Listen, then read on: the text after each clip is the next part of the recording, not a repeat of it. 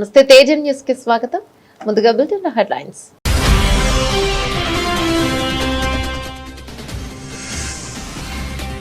Asia cup లో పాకీపై బెబ్బులిలా గర్జించిన Bharat. Captain Suryakumar అజయ్య innings తో team India ఘన విజయం.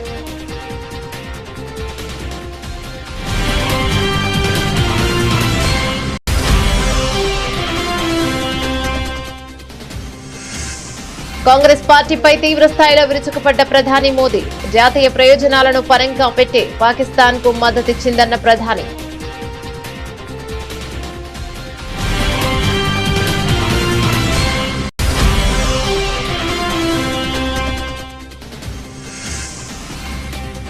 తనపై వస్తున్న విమర్శలకు కౌంటర్ ఇచ్చిన కేంద్ర మంత్రి నితిన్ గడ్కరీ. ఎవరిని మోసం చేయాల్సిన అవసరం లేదని వివరణ.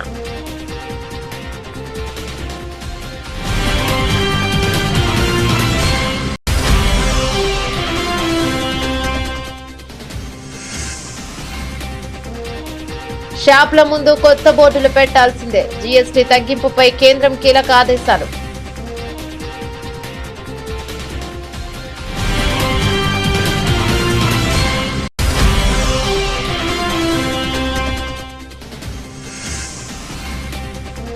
జూబ్లీహిల్స్ ఉప ఎన్నిక స్వయంగా రంగంలోకి దిగిన సీఎం రేవంత్ రెడ్డి.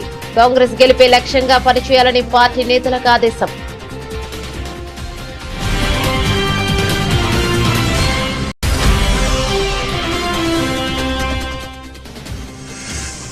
తిరుపతిలో అత్యాధునిక బస్ స్టేషన్ నిర్మాణానికి సన్నాహాలు. రాష్ట్రంలోని అన్ని బస్ స్టేషన్లను ఆధునీకరించాలని అధికారులకు సీఎం చంద్రబాబు ఆదేశం.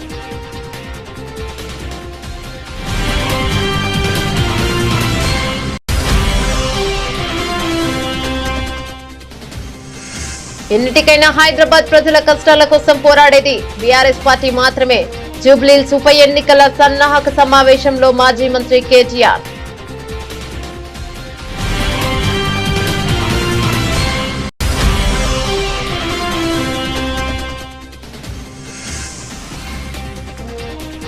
శాంతి భద్రతలను పరీక్షించాలని మాట్లాడే అర్హతే చంద్రబాబుకు లేదు. తీవ్ర స్థాయిలో ధ్వజమెత్తిన మాజీ ఎమ్మెల్యే టీజేఆర్ సుధాకర్ బాబు.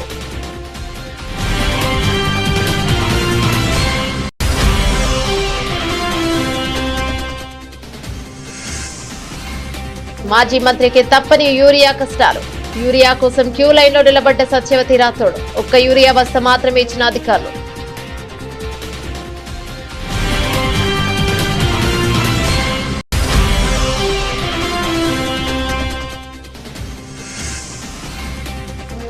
ప్రమాదంలో సింగరేణి మనుగడ సంస్థపై కేంద్ర రాష్ట్ర ప్రభుత్వాల విపక్ష చూపిస్తున్నాయంటూ మాజీ మంత్రి కొప్పుల ఈశ్వర్ ఆగ్రహం.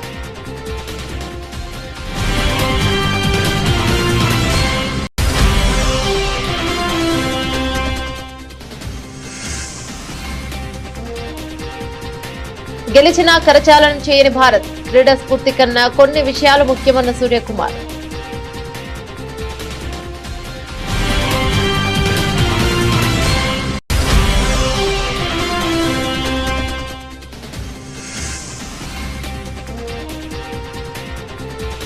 స్టాక్ మార్కెట్ ట్రేడింగ్ షురూ. ఫ్లాట్ గా సూచీలు.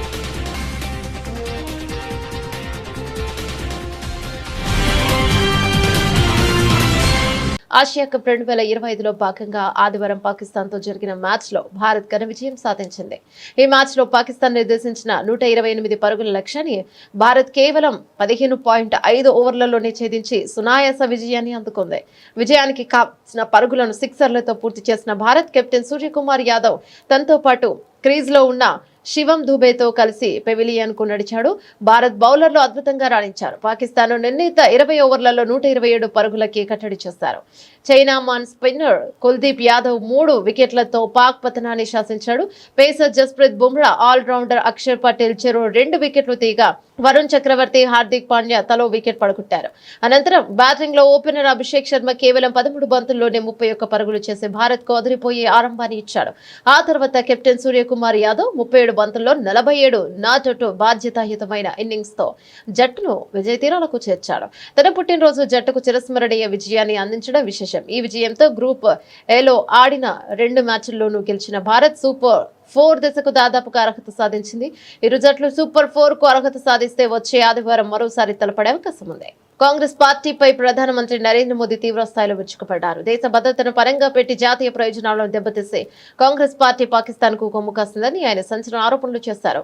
అస్సాంలోని దరాంగ్ లో జరిగిన ఓ బహిరంగ సభలో ప్రధాని మాట్లాడుతూ కాంగ్రెస్ విధానాలపై నిప్పులు చెరిగారు. ఉగ్రవాదంపై పోరాటాన్ని కాంగ్రెస్ బలపరిచిందని మోదీ ఆరోపించారు. కాంగ్రెస్ అధికారంలోకి ఉన్నప్పుడు ఉగ్రవాదం పేటరేగిపోయింది. ఆపరేషన్ సింధూర్ను ప్రస్తావిస్తూ మన సైన్యం స్థైర్యాన్ని దెబ్బతీసేలా పాకిస్తాన్ వాదనలకు కాంగ్రెస్ వంతపాడింది. మన సైన్యానికి అండగా నిలవాల్సింది పోయి పాక్ సైన్యానికి మద్దతుగా నిలిచింది అని ప్రధాని ధ్వజమెత్తారు. ఉగ్రవాదులకు ఆశ్రయం కల్పించే వారికి గొంతును కాంగ్రెస్ బలోపేతం చేస్తుందని ప్రజలు అప్రమత్తంగా ఉండాలని ఆయన హెచ్చరించారు. कांग्रेस देश हित की कभी परवाह नहीं करती। आज कांग्रेस देश विरोधियों की, घुसपैठियों की भी बहुत बड़ी रक्षक बन चुकी है। कांग्रेस जब सत्ता में थी तो घुसपैठ को बढ़ावा देती थी। आज कांग्रेस चाहती है कि घुसपैठिए हमेशा के लिए भारत में ही बस जाए और भारत का भविष्य घुसपैठिए तय करे। एक समय में मंगलदोई ने असम की पहचान बचाने के लिए अवैध घुसपैठ के खिलाफ बहुत बड़ा आंदोलन देखा है, लेकिन पहले की कांग्रेस सरकार ने आप लोगों को इसकी भी सजा दी है, आपसे इसका बदला लिया है। कांग्रेस ने यहां जमीन पर अवैध कब्जे होने दिए, हमारे आस्था के स्थानों पर हमारे किसानों के, आदिवासियों के हक की जमीन पर डाका डाका। बीजेपी एनडीए सरकार बनने के बाद अब उन स्थितियों को बदला जा रहा है। यहां के अवैध कब्जों को हटाया जा रहा है। हेमंता जी के नेतृत्व में असम में लाखों बीघा जमीन घुसपैठियों से मुक्त की जा चुकी है। दरांग जिले में भी बहुत बड़ी जमीन से कब्जा हटाया गया है। यहां गोरूखुंटी इलाके में कांग्रेस के समय घुसपैठियों का कब्जा था, आज वो जमीन वापस ले जा चुकी है। अब वहां किसानों के लिए गोरूखुंटी कृषि परियोजना चल रही है। वहां के नौजवान अब कृषि सैनिक बनकर खेती कर रहे हैं। सरसों, मक्का, उड़द, तिल, कद्दू सब कुछ वही उग रहा है। यानी जो जमीन कभी घुसपैठियों के कब्जे में थी, आज वही जमीन असम के कृषि विकास का नया केंद्र बन गई। తన ఆర్థిక స్థితిగతులపై వస్తున్న విమర్శలకు కేంద్ర రవాణా శాఖ మంత్రి నితిన్ గడ్కరీ గట్టిగా బదులిచ్చారు. నాకు డబ్బుకు గొడవలేదు, నా మెదడులో 200 కోట్ల విలువైన ఆలోచనలు ఉన్నాయి, నేను మోసం చేయకుండానే సంపాదిస్తున్నాను అని ఆయన స్పష్టం చేశారు. నాగ్పూర్ లో జరిగిన ఒక కార్యక్రమంలో గడ్కరీ మాట్లాడుతూ తనకు నెలకు 200 కోట్ల ఆదాయం వస్తోందని చెప్పారు. ఎవరిని మోసం చేయాల్సిన అవసరం నాకు లేదు, నా వ్యాపారాలు నిజాయితీతో నడుస్తున్నాయని స్పష్టం చేశారు. తన కుమారులు వ్యాపారాల్లో ఉన్నప్పటికీ తాను వారికి కేవలం సలహాదారుడిగా మాత్రమే ఉన్నానని ఆయన తెలిపారు. ఇది పెట్రోల్ లాబీల కుట్ర, రాజకీయంగా నన్ను లక్ష్యంగా చేసుకుని పెయిడ్ సోషల్ మీడియా ప్రచారం చేస్తున్నారు. సుప్రీంకోర్టు కూడా ఈ 20పై దాఖలైన పిల్ను తిరస్కరించింది అని ఆయన గుర్తు చేశారు. వినియోగదారులకు భారీ ఊరట కల్పిస్తూ కేంద్ర ప్రభుత్వం కీలక నిర్ణయం తీసుకుంది. 350కి పైగా వస్తువులపై జీఎస్టీని గణనీయంగా తగ్గించినట్లు కేంద్ర ఆర్థిక మంత్రి నిర్మలా సీతారామన్ ప్రకటించారు. ఈ తగ్గింపు ప్రయోజనాలు ప్రజలకు పూర్తిగా చేరేలా చూడటానికి ఇకపై ప్రతి దుకాణంలోనూ కొత్త పన్ను రేట్ల వివరాలతో కూడిన బోర్డును తప్పనిసరిగా ప్రదర్శించాలని ఆమె స్పష్టం చేశారు. చెన్నైలో జరిగిన వికసిత్ భారత్ దిశగా పన్నుల సంస్కరణలు అనే సదస్సులో నిర్మలా సీతారామన్ ముఖ్య అతిథిగా పాల్గొన్నారు. సందర్భంగా ఆమె మాట్లాడుతూ దేశవ్యాప్తంగా తగ్గిన జీఎస్టీ రేట్లు ఈ నెల 22వ తేదీ నుంచి అమల్లోకి వస్తాయని తెలిపారు. ప్రధానమంత్రి నరేంద్ర మోదీ ప్రజా సంక్షేమాన్ని దృష్టిలో ఉంచుకుని నిర్ణయం తీసుకున్నారని, దీనివల్ల అనేక వస్తువుల ధరలు దిగివస్తాయని అన్నారు. அதனாலதான் சொல்றோம், இந்த மாதிரி 99% of all the goods in 12% have come to 5. 12%ல இப்ப வரைக்கும் இருந்தது 99%, அதுல 1% தான் 18க்கு போயிருக்கு, மீதி எல்லாம் 5க்கு வந்துருச்சு, குறைஞ்சிருச்சு. ஸோ 12 எடுத்துட்டோம்னா 99% 5 கொண்டு போயிட்டு மீதி 1% 18 எடுத்துட்டு போயிருக்கோம். அதே மாதிரி 28% டாக்ஸ்ல இருந்து எத்தனை ஐட்டம்ஸ் கீழே வந்திருக்குன்றத கூட எடுத்து விளக்கி சொல்றோம். 28 இனிமே இல்லை. 28ல இருந்த சில ஐட்டம்ஸ்க்கு மேல காம்பன்சேஷன் செஸ்ஸும் போட்ட போது அந்த ஐட்டம்ல 53%, 88% வரைக்கும் கூட போயிட்டு இருந்தது. அதை நம்ம சின் குட்ஸ் அப்படின்னு முன்னாடி சொல்லிட்டு இருந்தாங்க, டிமெரிட் குட்ஸ். அது கம்ப்ளீட்டா 40-50 தாண்டி கூட வரி போயிட்டு இருந்தது. ஸோ இது சின்ன விளக்கம் உங்களுக்கு இது பிக்சர்ல சொல்றோம். జూబ్లీహిల్స్ అసెంబ్లీ నియోజకవర్గానికి త్వరలో జరగనున్న ఉప ఎన్నికను తెలంగాణ కాంగ్రెస్ పార్టీ ప్రతిష్టాత్మకంగా తీసుకుంది. ఈ నేపథ్యంలో ముఖ్యమంత్రి రేవంత్ రెడ్డి స్వయంగా రంగంలోకి దిగి పార్టీ గెలుపు వ్యూహాలపై దృష్టి సారించారు. ఉప ఎన్నికలో కాంగ్రెస్ అభ్యర్థి విజయం కోసం అనుసరించాల్సిన ప్రణాళికలపై ఆయన పార్టీ ముఖ్య నేతలతో కీలక సమావేశం నిర్వహించారు. ఈ సమావేశంలో జూబ్లీహిల్స్ నియోజకవర్గంలోని అన్ని డివిజన్ల ఇన్ఛార్జీలు, స్థానిక నాయకులు పాల్గొన్నారు. ఈ సందర్భంగా సీఎం రేవంత్ రెడ్డి మాట్లాడుతూ పార్టీ గెలుపు కోసం ప్రతి నాయకుడు, కార్యకర్త పూర్తి సమన్వయంతో పనిచేయాలని ఆదేశించారు. ప్రభుత్వం అమలు చేస్తున్న సంక్షేమ అభివృద్ధి కార్యక్రమాలను ప్రతి గడపకు చేర్చాలని, భూస్థాయి నుంచి పటిష్టంగా పనిచేయాలని ఆయన దిశానిర్దేశం చేశారు. నియోజకవర్గంలోని సమస్యలన్నింటినీ కాంగ్రెస్ ప్రభుత్వం పరిష్కరిస్తుందనే భరోసాను ప్రజలకు కల్పించాలి. అభ్యర్థి ఎవరనేది all India Congress committee AICC నిర్ణయిస్తుంది. కానీ అభ్యర్థి ఎవరైనా పార్టీని గెలిపించే బాధ్యత మీ అందరిపై ఉందని సీఎం రేవంత్ రెడ్డి స్పష్టం చేశారు. క్షేత్రస్థాయిలో పరిస్థితులను ఎప్పటికప్పుడు తనకు నివేదించాలని కూడా ఆయన సూచించారు.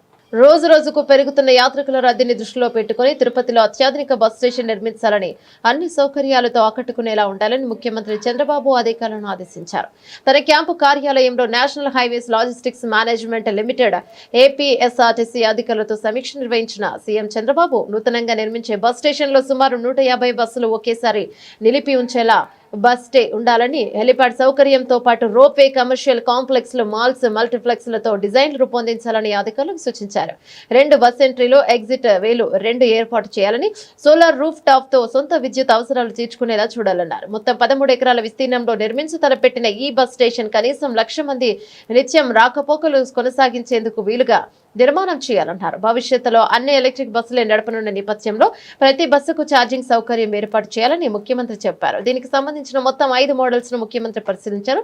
వాటిని మరింత అభివృద్ధి చేయాలన్నారు. దీనికోసం స్టేక్ హోల్డర్లతో సమావేశం నిర్వహించాలన్నారు. అలాగే రాష్ట్రంలో అన్ని బస్ స్టేషన్లు ఆధునీకరించేందుకు ప్రణాళికలు సిద్ధం చేయాలని సీఎం సూచించారు. దివంగత నేత, ఉమ్మడి ఆంధ్రప్రదేశ్ మాజీ సీఎం రాజశేఖర రెడ్డి తెచ్చిన ఫీజు రీయింబర్స్మెంట్ పథకాన్ని కేసీఆర్ ప్రభుత్వం కొనసాగిస్తే కాంగ్రెస్ ప్రభుత్వం మూసేసిందని బీఆర్ఎస్ వర్కింగ్ ప్రెసిడెంట్, మాజీ మంత్రి కేటీఆర్ మండిపడ్డారు. 13 లక్షల మంది విద్యార్థుల మంచి కోసం తెచ్చిన ఫీజు రీయింబర్స్మెంట్ పథకానికి డబ్బులు లేవని, ఇవ్వలేమని డిప్యూటీ సీఎం భట్టి విక్రమార్క చెప్పారని, అదే 2014 వరకు కాంగ్రెస్ వదిలేసిపోయిన 3,000 కోట్లు తాము అధికారంలోకి వచ్చిన తర్వాత ఇచ్చామని తెలిపారు. అలాగే రాష్ట్రంలో కాంగ్రెస్ పాలనలో లా అండ్ ఆర్డర్ దారి తప్పిందన్నారు. హైదరాబాద్ నగరాన్ని పట్టించుకునే నాదుడే లేడని, అందుకు నిదర్శనం ఇటీవల చందానగర్ లో పట్టపగలు బంగారు షాప్ లో దొంగతనం జరిగిందని గుర్తు చేశారు. క్రైమ్ రేట్ 41% పెరిగింది. లా అండ్ ఆర్డర్ పూర్తిగా అదుపు తప్పిందన్నారు. జూబ్లీహిల్స్ ఉప ఎన్నికలయ్యాక ఇప్పుడు తిరుగుతున్న ఒక్క మంత్రి కూడా కనబడరని, ఎప్పటికైనా హైదరాబాద్ ప్రజల కష్టాల కోసం పోరాడేది బీఆర్ఎస్ పార్టీ మాత్రమే అని కేటీఆర్ పేర్కొన్నారు. నిన్న వీళ్ళు ఏమంటారు ఎరికైనా కాంగ్రెస్ వాళ్ళు, డిప్యూటీ సీఎం, ఏ డిప్యూటీ సీఎం అయితే మాట ఇచ్చిండో మాకు తెలుసు, 100 సంవత్సరాల పార్టీ, 120 సంవత్సరాల పార్టీ, రాష్ట్రాన్ని ఎట్లా నడపాలో మాకు తెలిసినట్టు ఎవరికి తెలియదు అని చెప్పిన పెద్ద మనిషి నిన్న చెప్తున్నాడు, మీకు ఫీజు రీయింబర్స్మెంట్ ఇచ్చినందుకు మా అక్కడ పైసలు లేవట విద్యార్థులకు. అంటే ఎంత అన్యాయం అంటే 13 లక్షల మంది విద్యార్థులు, ఒక్కరు కాదు, ఇద్దరు కాదు, 13 లక్షల మంది విద్యార్థులకు ఇలా శటగోపం పెడుతున్నది కాంగ్రెస్ పార్టీ. వాళ్ళు సర్టిఫికెట్లు తీసుకోలేకుండా కాలేజీలకి వెళ్ళి వాళ్ళని ఆగం చేస్తున్నది కాంగ్రెస్ పార్టీ. ముస్లింలు కావచ్చు, ఎస్సీలు కావచ్చు, ఎస్టీలు కావచ్చు, బీసీలు కావచ్చు, లేదా అగ్రవర్ణాల్లో ఉండే పేదలు కావచ్చు, బాగుండాలే, చదువుకోవాలనే ఉద్దేశంతో ఒక మంచి పథకం ఆనాడు రాజశేఖర రెడ్డి గారు పెడితే దాన్ని కొనసాగించింది కేసీఆర్ గారి ప్రభుత్వం. మనం ఎన్నడూ వివక్ష చూపెట్టలేదు. చంద్రబాబు నాయుడు గారు ఏమన్నా మంచి పథకం తెచ్చింటే దాన్ని కూడా కొనసాగించినాం. రాజశేఖర రెడ్డి గారు ఏమైనా తెచ్చింటే దాన్ని కొనసాగించినాం. రోషయ్య గారు ఏమైనా తెచ్చింటే దాన్ని కొనసాగించినాం. అట్లాగే కిరణ్ కుమార్ రెడ్డి ఏమైనా మంచి పని చేస్తే దాన్ని కూడా కొనసాగించినాం. తర్వాత మన పథకాలు మనం తెచ్చి చందానగర్లో మొన్న పొద్దున పూట, మనకి ఎక్కువ దూరం కూడా కాదు, 4-5 కిలోమీటర్ల అవతల చందానగర్లో పొద్దున పూట బంగారం షాప్ మీద పడి దొంగలు తుపాకులు పట్టుకొని ఆయనతో దోసుకొని పోయారు. చూసిరా టీవీలలో లేదా? ఇలా పట్టించుకుంటూ లేడు హైదరాబాద్లో, భయం లేదు, భక్తి లేదు. ఎందుకంటే వీళ్ళే దోసుకోవట్రు, దండుపాలెం బ్యాచ్ లెక్క వీళ్ళే మోపైంది. ఇక వాళ్ళకు ఇంకోటి దొంగ ఎందుకు భయపడతాడు? చిన్న దొంగ పెద్ద దొంగ, చిన్న దొంగలు పెద్ద దొంగకు భయపడతారా? అందుకే ఇవాళ డే లైట్ మర్డర్స్ అవుతున్నాయి. క్రైమ్ రేట్ 41% పెరిగింది. సీసీ కెమెరాలు పనిచేస్తలేవు, ఆఖరికి గల్లీలో పెట్టిన లైట్లు పనిచేస్తలేవు, బుగ్గలు పనిచేస్తలేవు, కింద పొక్కలు పడితే పొక్కలు ఊడ్చేటోడు కూడా లేడు, పట్టించుకున్నోడు లేడు. వీళ్ళట జూబ్లీహిల్స్లో మాగంటి గోపీనాథ్ ఆశయాలు మేము కొనసాగిస్తాం, మేము ఇది చేస్తాం అది చేస్తాం అన్న చెప్పింది, సుధీర్ అన్న చెప్పింది కరెక్ట్. రేపు తెల్లారి ఎలక్షన్ అయిపోయిన తెల్లారి నవంబర్ మాసం తర్వాత ఇవాళ మీ ఇండ్ల చుట్టూ తిరుగుతున్న ఈ కాంగ్రెస్ నాయకులు ఒక్కడంటే ఒక్కడు మళ్ళీ అడ్రస్ కూడా లేకుండా వారిపోతారు, ఫోన్ నెంబర్లు కూడా మార్చుకుంటారు. ఇది జరగకపోతే నన్ను పట్టుకోవాలని చెప్పి నేను కోరుతా ఉన్నా. ఒక్క మనిషి కూడా మళ్ళీ కనబడాడు. మళ్ళా చివరికి మిగిలేది గిదే గులాబీ కండువా, గిదే గులాబీ దండు, గిదే టీఆర్ఎస్ సైన్యం కేసీఆర్, సైన్యం కేసీఆర్ బలగం తప్ప ఎవరు కూడా మిగిలరు, కనబడరు. మళ్ళా హైదరాబాద్ ప్రజలతోని మళ్ళా కలిసిమెలిసి ఉండేది, మళ్ళా కొట్లాడేది, సమస్యల పరిష్కారానికి ముంగట పడేది మన పార్టీ తప్ప వాళ్ళతో కాదు. కాంగ్రెస్ వాళ్ళు వచ్చినాక ఒక్క ఇల్లు కట్టిరా హైదరాబాద్లో? కట్టిరా? నాకు తెలియకుండా నన్ను సీక్రెట్ కట్టిరే. ఒక్క ఇల్లు కట్టలేదు కానీ ఎన్ని ఇల్లు గులగొట్టిరు చూడురు మీరు. ఒక్కసారి ఆ వీడియోలు చూడరు. మూసీలో గులగొట్టిరు, ఏడబడతాడబోయి ఇష్టం వచ్చినట్టు గరీబుల ఇల్లు గులగొట్టిరు. కేసీఆర్ ఉన్నప్పుడేమో 1,00,000 మందికి పట్టాలు ఇచ్చిండు కేసీఆర్. జీవో నంబర్ 58, 59 కింద గరీబోళ్ళు తెలుసో తెలియకనో ఎక్కడన్నా ఒక గుడిసెనో ఒక చిన్న రేకుల షెడ్ వేసుకుంటే వాళ్ళందరికీ గ్యారెంటీ ఉండాలని చెప్పి 1,00,000 మందికి పట్టాలు ఇచ్చిన నాయకుడు కేసీఆర్ గారు. అదే ఈ రేవంత్ రెడ్డి ప్రభుత్వం వచ్చినాక తప్పకుండా నాకు తెలిసి కొన్ని వేల ఇండ్లు కులగొట్టిరు, కొన్ని వేల ఇండ్లు హైదరాబాద్లో కులగొట్టింది రేవంత్ రెడ్డి ప్రభుత్వం. ఇందిరమ్మ రాజ్యం అంటే ఇండ్లు కులగొట్టుడా? ఇందిరమ్మ రాజ్యం అంటే గరీబోని ఇల్లు లేకుండా చేసి ఆఖరికి వాళ్ళ పిల్లలు ఇంట్లోకి వెళ్ళి వాటర్ బాటిల్ తీసుకుంటాం, బ్యాగు తీసుకుంటాం అంటే కూడా మెడలు పట్టి నూకి అవతల వారేసి తీసుకోలేకున్న అవకాశం లేకుండా చేసి వాళ్ళని నిలగొట్టుడు ఇందిరమ్మ రాజ్యమా? గరీబోళ్ళకు వ్యతిరేకంగా ఉండే ఇందిరమ్మ రాజ్యమా? ఈ మాట మనం చర్చలో పెట్టాలి. మీరిగిన పొరపాటున కాంగ్రెస్కి ఓటేస్తే మీ ఇల్లు మీరు గూలగొట్టమని లైసెన్స్ ఇచ్చినట్టే అవుతుంది. మరి మీ ఇష్టం. హైడ్రా వస్తుంది, బుల్డోజర్ వస్తుంది, మీ ఇల్లు గూలగొడుతుంది. ఆ తర్వాత మీరు ఎడవద్దు, మమ్మల్ని అడగద్దు అనే మాట బరాబర్ చెప్పాలి. తప్పకుండా యాద్ చేయాలి ఈ మాట.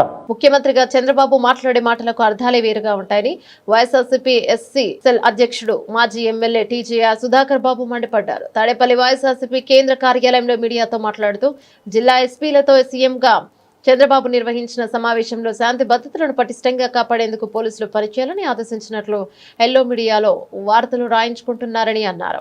ఇక ఇదే సమావేశంలో ఆయన కూటమి ఎమ్మెల్యేలు చెప్పినట్లు చేయాలని కూడా ఎస్పీలను ఆదేశించడం ఆయన ద్వంద్వ వైఖరికి నిదర్శనం కాదా అని నిలదీస్తారు. అంటే పోలీసులు నిష్పక్షపాతంగా చట్ట ప్రకారం పనిచేయాలా, లేక కూటమి ఎమ్మెల్యేలు చెప్పిన ప్రతి తప్పుడు పనికి వక్తాసు పలకాలా? చంద్రబాబు ఉద్దేశం ఏమిటో ఈ విషయంలోనే చాలా స్పష్టంగా బయటపడిందని ధ్వజమెత్తారు.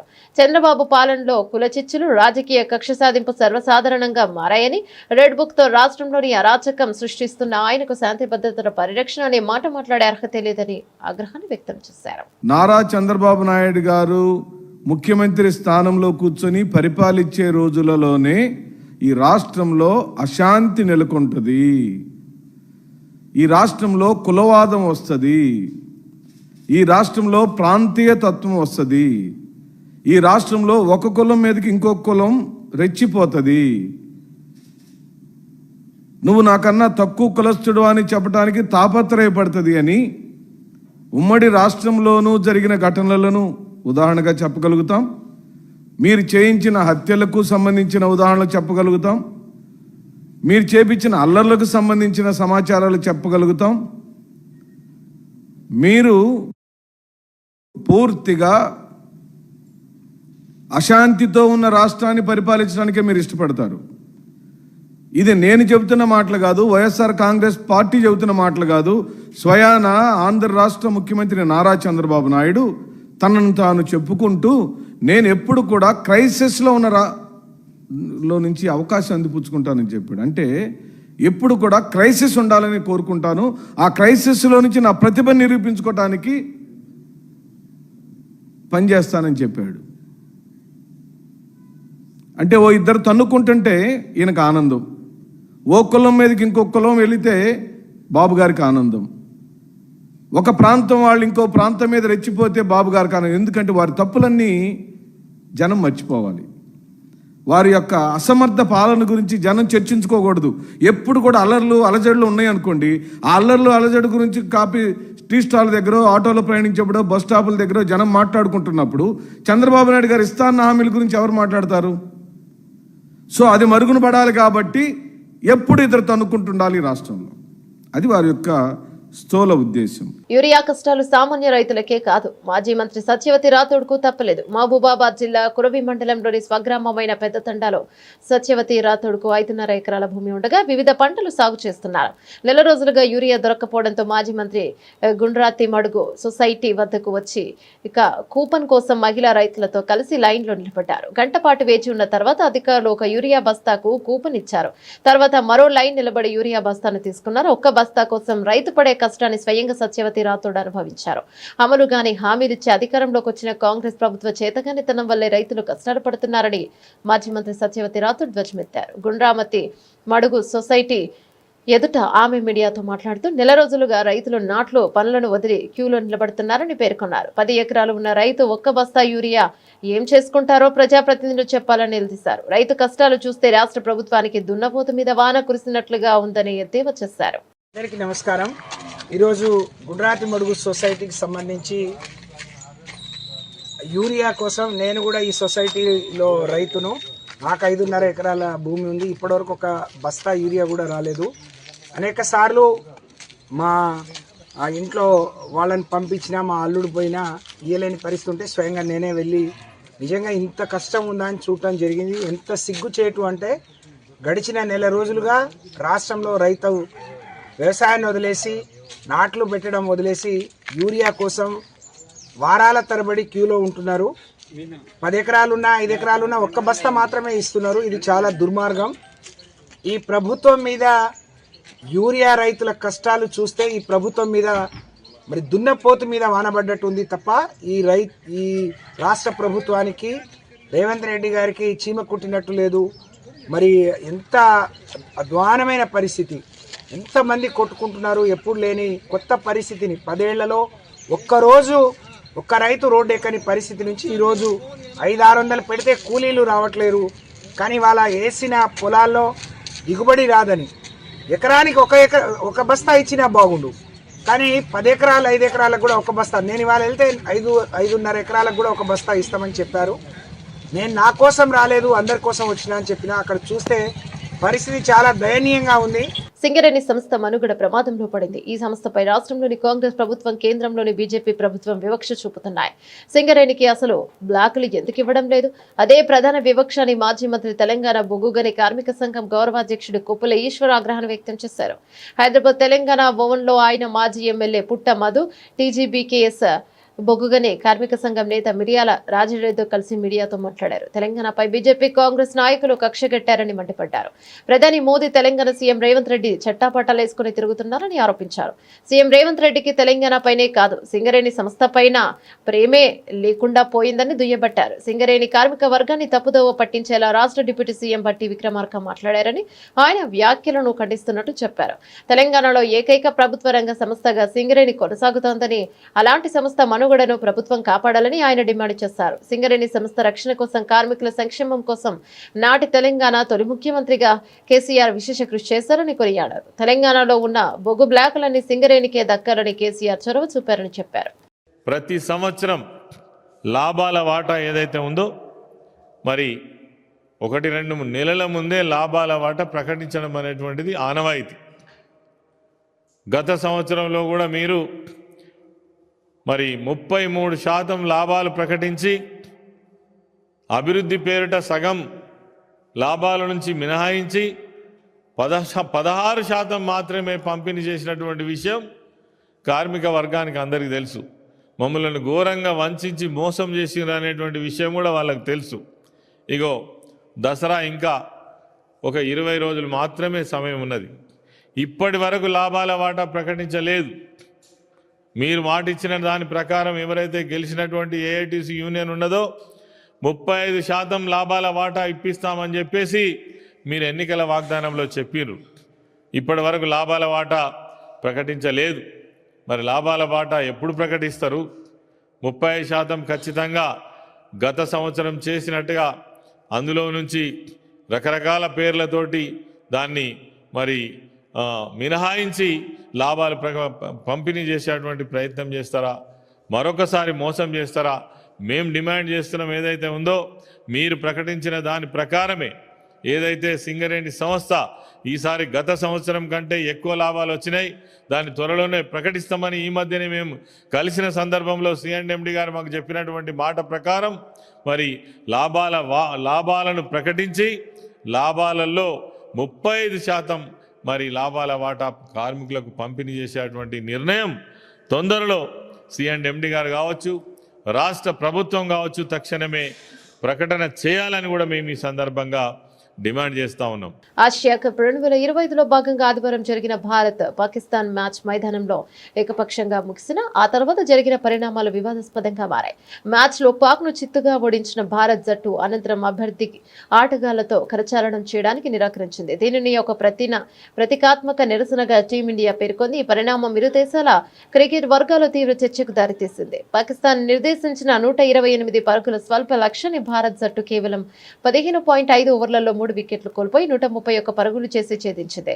కెప్టెన్ సూర్యకుమార్ యాదవ్, శివం దుబే క్రీజుల్లో ఉండగా మ్యాచ్ ముగిసింది. అయితే విజయం సాధించిన వెంటనే భారత ఆటగాళ్లు ఎవరూ పాక్ ఆటగాళ్లతో కరచాలనం చేయకుండా నేరుగా డ్రెస్సింగ్ రూమ్ కు వెళ్లిపోయారు. ఈ నిరసన టాస్ సమయం నుంచే మొదలైంది. అప్పుడు కూడా సూర్యకుమార్ పాక్ కెప్టెన్ కు షేక్ హ్యాండ్ ఇవ్వలేదు. మ్యాచ్ అనంతరం పాకిస్తాన్ ఆటగాళ్లు భారత డ్రెస్సింగ్ రూమ్ వద్దకు వెళ్లగా సహాయక సిబ్బంది తలుపులు మూసివేసినట్లు సమాచారం. పరిణామాలతో తీవ్ర అసంతృప్తికి గురైన పాకిస్తాన్ కెప్టెన్ సల్మాన్ అలీ అఫ్గా ఇక పోస్ట్ మ్యాచ్ ప్రెజెంటేషన్ కార్యక్రమానికి హాజరు కాలేదు.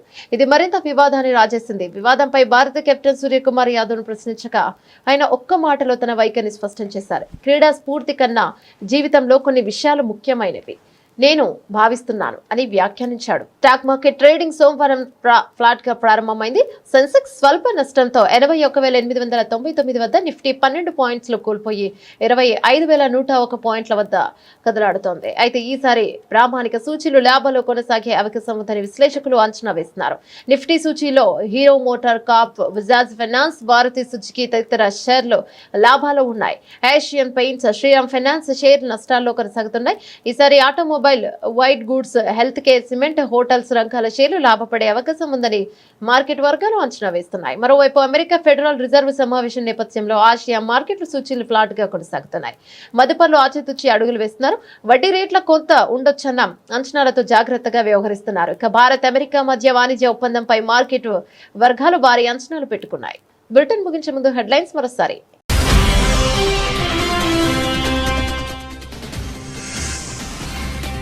ఆసియా కప్ లో పాకీపై బెబ్బులిలా గర్జించిన భారత్. కెప్టెన్ సూర్యకుమార్ అజేయ ఇన్నింగ్స్ తో టీమిండియా ఘన విజయం.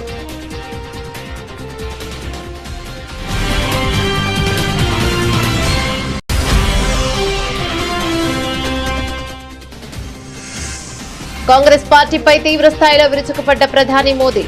జాతీయ ప్రయోజనాలను పరంగా పెట్టి పాకిస్తాన్ కు మద్దతిచ్చిందన్న ప్రధాని.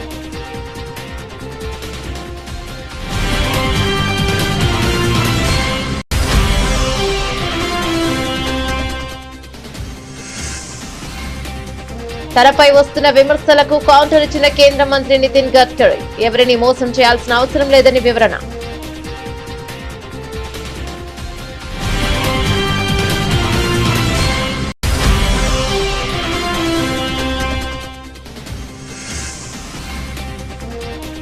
షాప్ల ముందు కొత్త బోర్డులు పెట్టాల్సిందే. జీఎస్టీ తగ్గింపుపై కేంద్రం కీలక ఆదేశాలు.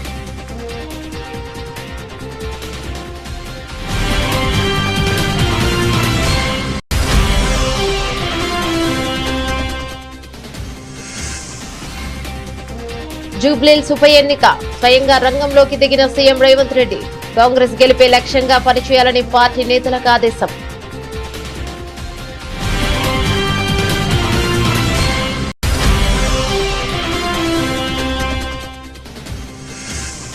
తిరుపతిలో అత్యాధునిక బస్ స్టేషన్ నిర్మాణానికి సన్నాహాలు. రాష్ట్రంలోని అన్ని బస్ స్టేషన్లను ఆధునీకరించాలని అధికారులకు సీఎం చంద్రబాబు ఆదేశం.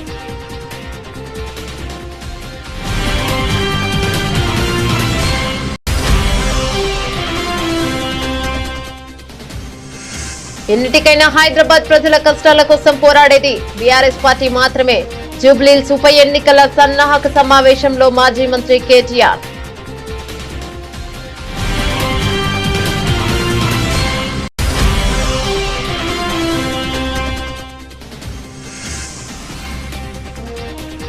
శాంతి భద్రతలను పరీక్షించాలని మాట్లాడే అర్హతే చంద్రబాబుకు లేదు. తీవ్ర స్థాయిలో ధ్వజమెత్తిన మాజీ ఎమ్మెల్యే టీజేఆర్ సుధాకర్ బాబు.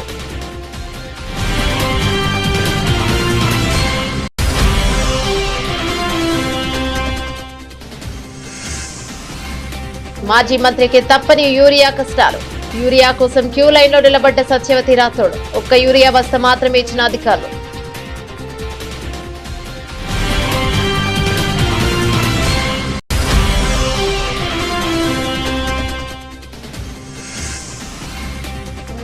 ప్రమాదంలో సింగరేణి మనుగడ. సంస్థపై కేంద్ర రాష్ట్ర ప్రభుత్వాల విపక్ష చూపిస్తున్నాయంటూ మాజీ మంత్రి కొప్పుల ఈశ్వర్ ఆగ్రహం.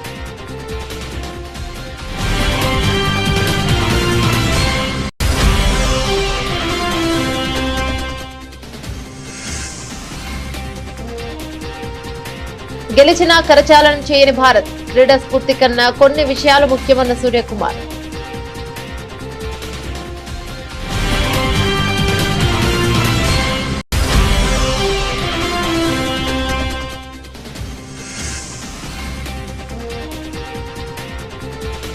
స్టాక్ మార్కెట్ ట్రేడింగ్ షురూ. ఫ్లాట్ గా సూచీలు.